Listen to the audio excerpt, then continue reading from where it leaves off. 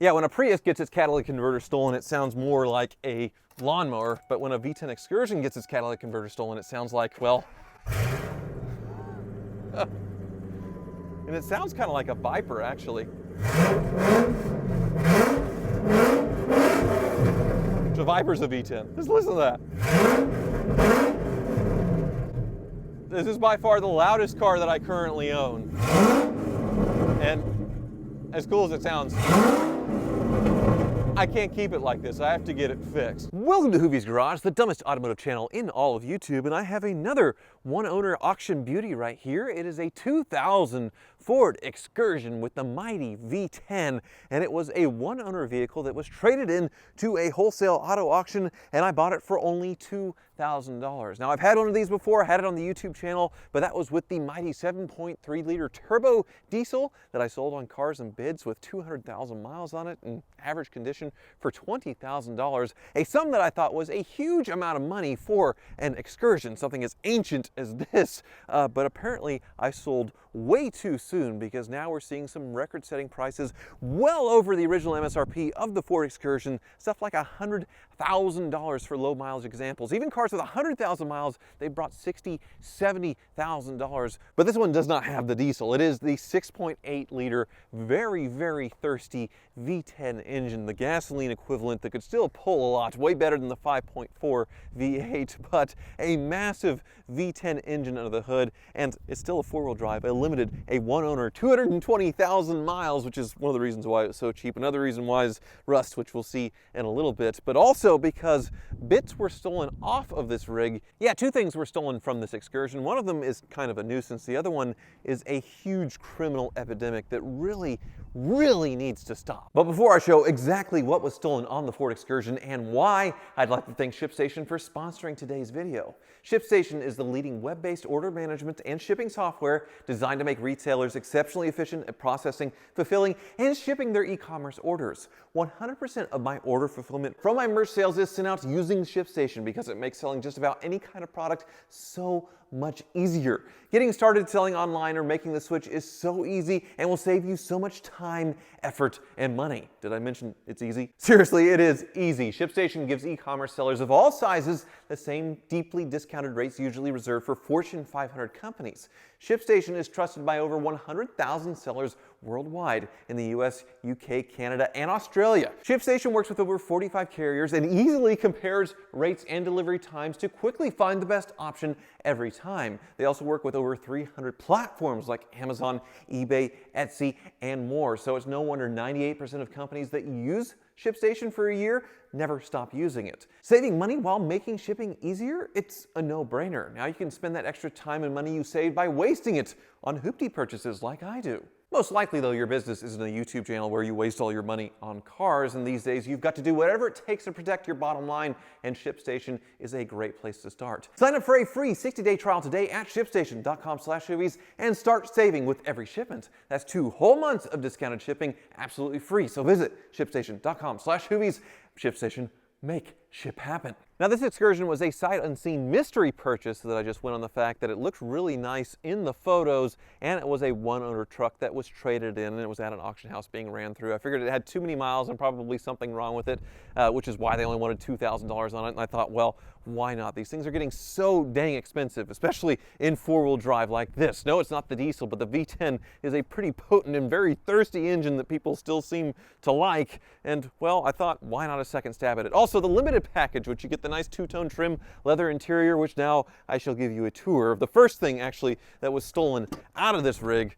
And you can see pretty decent leather interior that's held up not bad for 220,000 miles. This seat bottom's been replaced, but the knobs have been taken. And this is a very common thing to happen at dealers' auctions, and I don't really understand why. It seems like dealers are superstitious and they take these things hoping if they take a piece of it, maybe they own it, or they need it for their cars. I don't really understand. It's a big problem at auto shows as well. You see new cars at auto shows, the knobs are gone because either they've been stolen or actually the dealers themselves have taken them off because they do get stolen. So that's one weird kind of annoying thing that I have to like use tweezers to work my air conditioning and my four-wheel drive, but that's just a minor issue. Obviously, people love the Excursion for its size. It sits on the F-250 platform. It's several feet longer than a Chevy Suburban, a lot wider, like 6 inches taller than a Suburban or an Expedition. And look at all the room you have. This is just unbelievable, the amount of space. It can tow as much as a 3/4 ton pickup truck, and you can haul, well, like 9 people in this thing. It's not something Ford or really any other automaker would make ever again, thanks to government mandates, even though the demand on these is so high that prices are skyrocketing. I mean, this engine under here, it is a total dinosaur. The mighty 6.8 liter V10 under the hood, which gets all of like 6 miles per gallon city, maybe 8 if you're lucky. Highway, not all that much better. But other than all the gas it's consuming, it's actually a pretty solid engine, and you can see it looks pretty dry under here. No big leaks for a 220,000 mile vehicle. It doesn't look that bad, and it looks fantastic in the photos. You walk around it, you can see there's a little bit of homebrew repairs here. They banged the fender a little bit here, and then this probably didn't fit anymore, so they just put some screws in. Did the same thing here on a rear piece of trim, just a bunch of home screws into the body, something you would expect, but something you can't really see on an Excursion, you definitely want to look before you buy one, is open the doors, because behind the doors are the rocker panels. They're completely covered up by the doors, and when you open them, you find, yes, rust. Rust has taken a T-Rex sized bite out of this rocker, unfortunately, and it keeps going and going and going, and that's something that I couldn't see in the photos, and you know how much I love rust, and it just goes, well, all the way around this thing, unfortunately. And then you see this puddle on the floor here. That is unfortunately brake fluid from this rear brake line right here. I have to keep topping off brake fluid, so that is definitely something. I should not be driving this thing at highway speeds. I'm not, don't worry. But that's not my big issue. See, more rust, another T-Rex bite here. And I think the issue is, this is where you would mount, say, a step rail. And when you screw into that, you're compromising the original finish of the vehicle by drilling holes and putting in running boards. In addition, you're giving dust and dirt and mud and stuff, moisture, a place to collect and just eat away at the car. And this is somebody's, well, homebrew repair of this. They took just basically like a fence rail post, I think, and welded it on there so they could have a step rail to go up. But this isn't something structural, because this does have a frame. This thing can keep going rusty like this forever. And it is, you know, pretty presentable with the door closed. Unfortunately, though, this thing did have something big stolen out of it, and that's under here.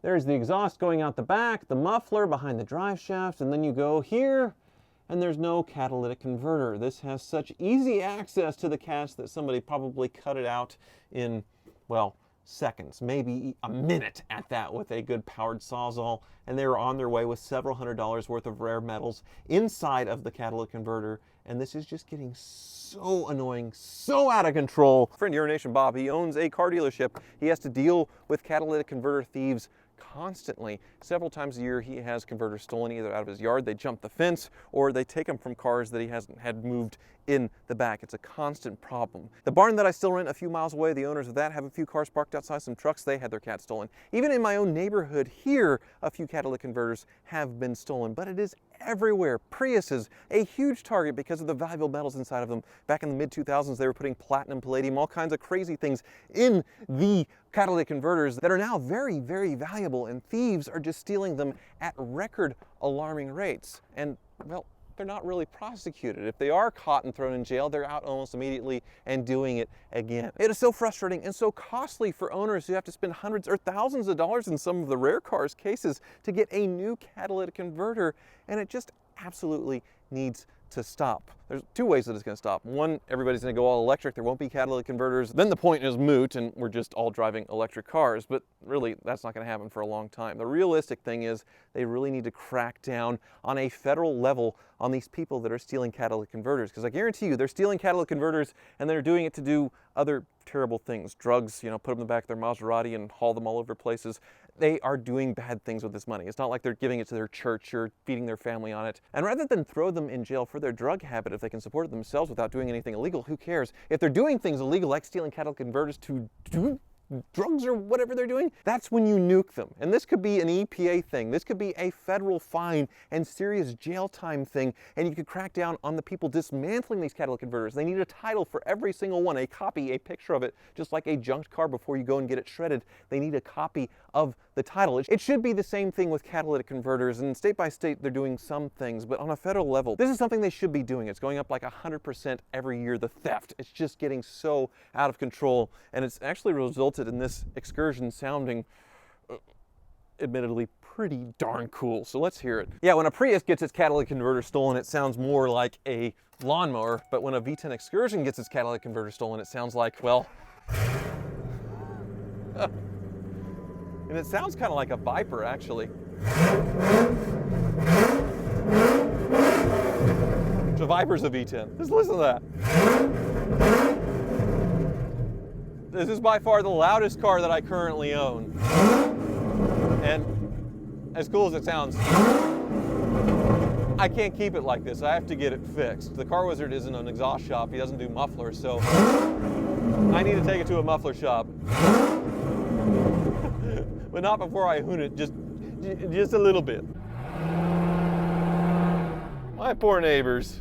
Now, I actually called a shop in between clips here to see if I could get this thing fixed today, and well, I could, but it was going to cost me $900 to put on a new catalytic converter, and that's an astounding amount of money on a $2,000 Ford Excursion, so I kind of stopped. It gave me pause, and now we're just going to drive straight up to the car wizards and let them look it over, because if this thing's a total goner, it makes no sense to just put $900 into a vehicle that's not going to be viable for me or somebody else. So we'll head there now. Hopefully I have enough brake fluid to get me there. There's actually a warning light that comes on when the fluid gets low, so I have a catch there.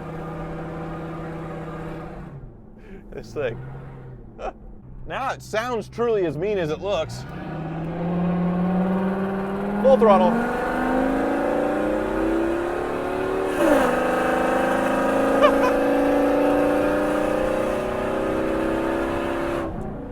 That's 60. That sounds better than the Viper. It sounds like a race car. It sounds like something exotic, like Lamborghini-ish. It doesn't rev very high. It shifts about 4,500 RPM. But if it kept going, that's incredible. But actually, when you get off the throttle, it's reasonably quiet. So maybe I could keep it this way. No, I can't keep it this way.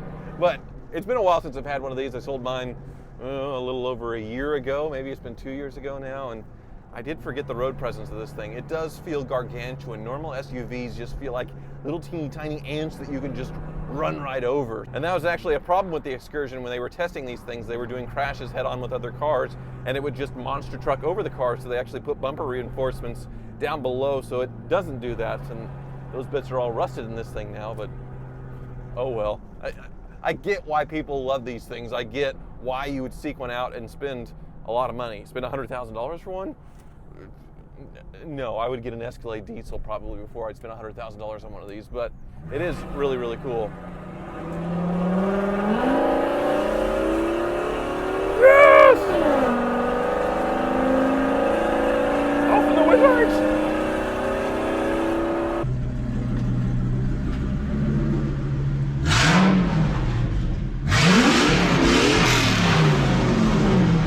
Muffler Newton, right?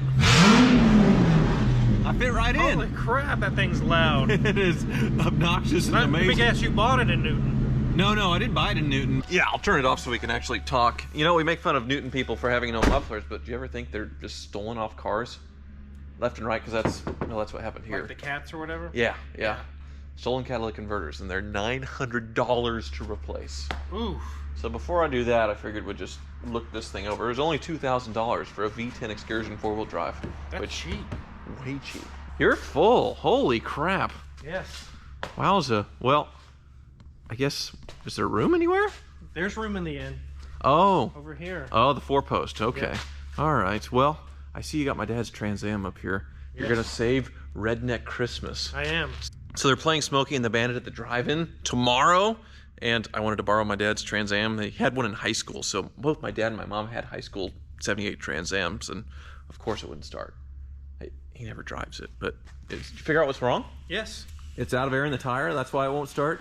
No, that's not why it won't start. It's this guy, It's a. the fuel pump. That's, I guess, an old mechanical fuel pump, huh? Yeah, it doesn't do anything. Not pumping. So on these, it's on the front of the engine, right? And it's run by a push rod or something? Yeah, it's on the timing cover through there, yeah. Okay. And how does that feel?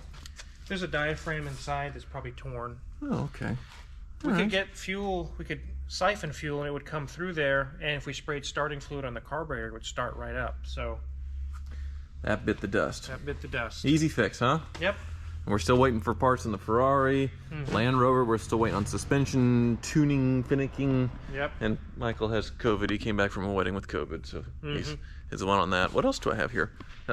Oh my.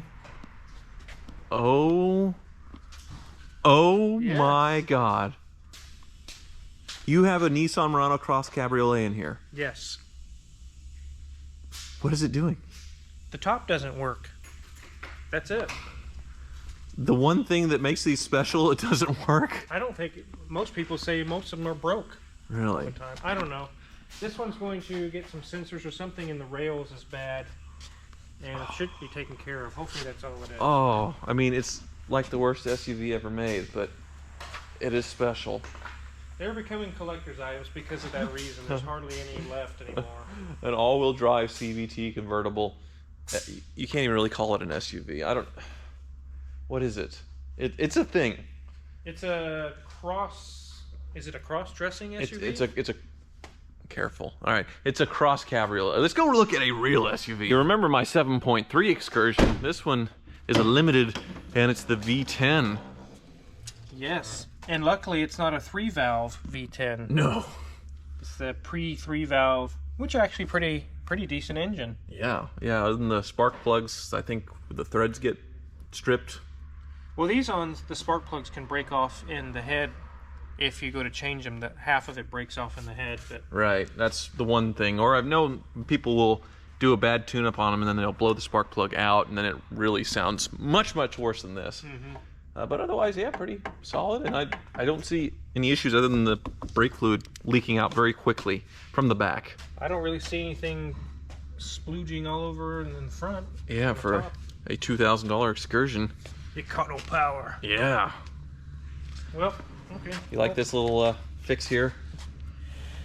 That's nice. I also like the step rail. Oh, right, you did Yeah. notice that. Yeah, that's because of the rust. You know, these things love to rust in the rockers, which you can't see because of the doors, but they, it's on there real good. That's just angle brackets you buy at the farm store. Yep, I guess it works. it works. This is a clean one-owner improvised special. So, shall we, it's gonna be a little tight maneuvering here to get it up on the 4-post, but I imagine it'll fit. Just run as fast as you can into the 458 and then back up. Yeah, we're not doing that. That's a different YouTuber that crashes his own plane and such.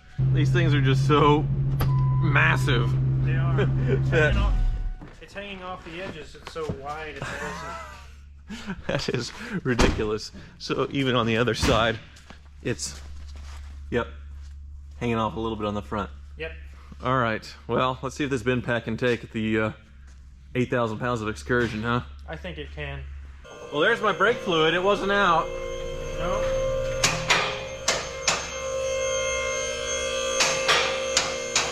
Make sure I don't hit the beam up there. Oh, yeah, good call. Well, this isn't our usual setup, so we have to do a little limbo here. Limbo. Okay, well, here we go. Another rusty auction special, eh? It is crusty. It's just the surface peeling off. The radiator's nice and dry. Looks like they probably tore a cooler line at one time. That's one way to fix it. Mm-hmm. Let's see. It's a little oily there, but not too bad. That's an oil filter. Its oil change was 2 years ago. Oh, okay, so we need to do that. Yeah, oil change for sure. What's up with you? What's up with you and the oil change things lately? I don't know. Hey, this is Oh man, this is dust shield. We'll just pull that off. okay. It's no good anymore. There's lots of corrosion on this thing. Yep. How many miles did you say was on it? 220,000 miles. 220. Yep. Yeah, you know, easy Illinois miles. Well, you can see this is the rocker here, and you know, that's where that's where a running board would have been mounted, and at one time. that's what it does. There's some farmer fixes there. That's how they reinforced it. That's actually pretty brilliant. Oh, see, they went right to the frame. Wow. Oh, wow. That's how you do it. Farmersonly.com. You been on there? No. That didn't exist when you met your wife. Yeah, I met her on AOL. Oh, very nice. There's our cat. Yeah. Missing. $900. Some stupid thief. Oh, man. This is sort of to be expected on an excursion of this age where it came from, you know? Yeah. But it's not anything that's going to, you know, fall apart. It's not like the car's going to rust in half. You got the frame right here, and it's still very solid. It's probably got quite a bit of life left in it, even like it is. These frame rails, they look like I-beams from a skyscraper or something. It's ridiculous. Very hefty. And then this differential, holy crap. It's just enormous. I think that's the 10.25 Sterling differential. That's a big boy. Yeah. Here's our leak. It's just a line leaking. Somebody replaced this and didn't... I don't know, they didn't do something right. Huh. That's a new hose. So an easy fix then? Yeah. So that one's the old one. See, there's no writing on the rubber, but if you come over here, it's got a line. Yeah. Oh, what the heck? So somebody just failed. Yes. They might have cross-threaded this, and it's spraying all over the place. Easy fix. All right. So I need an oil change. I need an exhaust fix and a brake bleed. And then I'm back in business. You're back in business. Yeah, so I know you're busy, but yeah, go to town, I suppose. Have fun. And then I don't think I'm going to keep this thing. I was thinking to give this thing to somebody, but then it's like average MPG was 11 miles per gallon, which... That's on the highway even. Yeah, so I give them this car, and then they have basically a car payment and gas if they're driving very far. But maybe if they're doing short distances, and lots of kids, I don't know. We'll find a home for it. Yep. Yeah, I don't really understand why these are bringing $100,000 when they're perfect, though, but they are really cool. A relic of the past.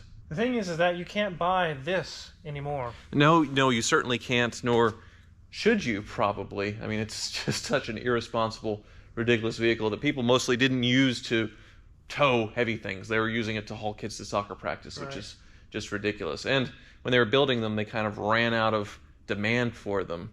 So that's why they quit making them. But now, well, obviously there's a huge demand. So should they make the Excursion again? Should they not? I don't know. They won't, but it's still cool. Thank you for watching.